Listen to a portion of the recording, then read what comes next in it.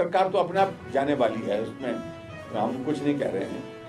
और सरकार के बारे में हमें जल्दी नहीं है, प्रदेश की जनता को जल्दी है। दुखी है सब लोग। अब लोग बोल रहे हैं जितनी जल्दी सरकार जाए उतना अच्छा है। उस कठिनाई सबके लिए होगी। जब प्रदेश संकट में है तो कोई भी सरकार जो है आनंद के माहौल में नहीं होगी। सरकार जो है वो चलाना सरल नहीं होगा, कठिन होगा। तो चलते थे, सरकार तो अपने आप जाने वाली है, उसमें हम कुछ नहीं कह रहे हैं। और सरकार के बारे में हमें जल्दी नहीं है, प्रदेश की जनता को जल्दी है। दुखी है सब लोग। अब लोग बोल रहे हैं जितनी जल्दी सरकार जाए उतना अच्छा है, उसका उतना अच्छा प्रदेश हित के लिए। हमें नहीं है जल्दी।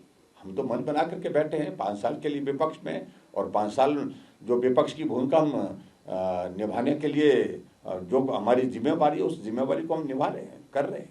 लेकिन जनता प्रदेश की जो है वो बहुत परेशान है। वो जल्दी उनको है, उनको बहुत जल्दी है। वो चाहते हैं कि कल नहीं आज ही सरकार चले जाए। सर, आपके पास वित्त विभाग भी था। हाँ जी, आपके पास वित्त विभाग भी था जो आरडीजी केंद्र सरकार देती है।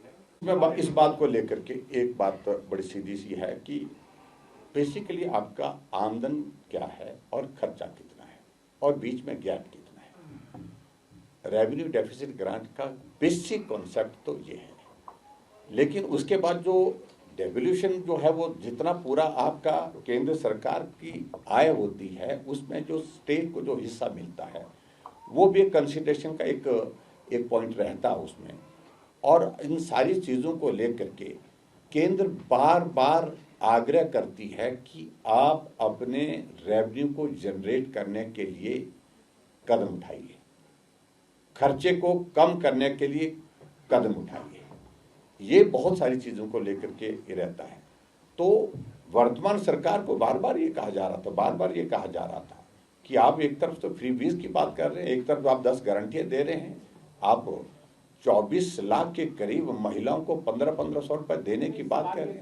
यूपीए के समय में फिर हिमाचल की स्थिति अच्छी होगी ना, राजस्व घाटा उतना ज्यादा नहीं। देखिए, नहीं, देखिए, यूपीए की गवर्नमेंट के दौरान तो सीधी सी बात है कि उन्होंने तो हिमाचल प्रदेश के हित की रक्षा की ही नहीं। चाहे वो 12th फाइनेंस कमीशन की बात है, चाहे वो 13th फाइनेंस कमीशन का। आप अंदाजा लगाइए, 12th फाइनेंस कमीशन में लगभग 10,000 करोड़ रुपए में हिमाचल प्रदेश को मिला था, और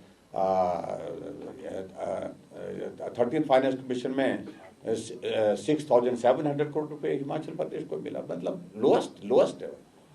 तो ये मैं समझता हूँ कि वो उस वक्त जो है बहुत बड़ा एक अन्याय रहा। अगर सही मायने में हिमाचल प्रदेश को अगर पटरी में लाने की अगर बात थी तो ये गुंजाइश 2005 तक थी। 2003 तक हम 2003 से 2007 तक का जो कार्यकाल था उस वक्त लाया जा सकता था। उस वक्त अनावश्यक लोन बहुत ज़्यादा लेने की वजह से उसके बाद फिर संभल नहीं पाए।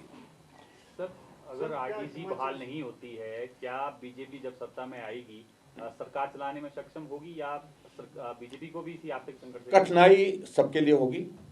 जब प्रदेश संकट में है तो कोई भी सरकार जो है आनंद के माहौल में नहीं होगी। सरकार जो है वो चलाना सरल नहीं होगा, कठिन होगा, निश्चित रूप से होगा। कड़े फैसले, बड़े फैसले लेने होंगे, ये पक्की बात है। हिमाचल में वित्तीय इमरजेंसी शुरू हो गई है, और क्या इस हालात में स्टेट बोर्ड का दर्जा हमारा कायम रहेगा? और सेकंड ये कि क्या सरकार कहती है? डेफिनेटली मैं कह सकता हूँ Himachal is heading towards financial emergency.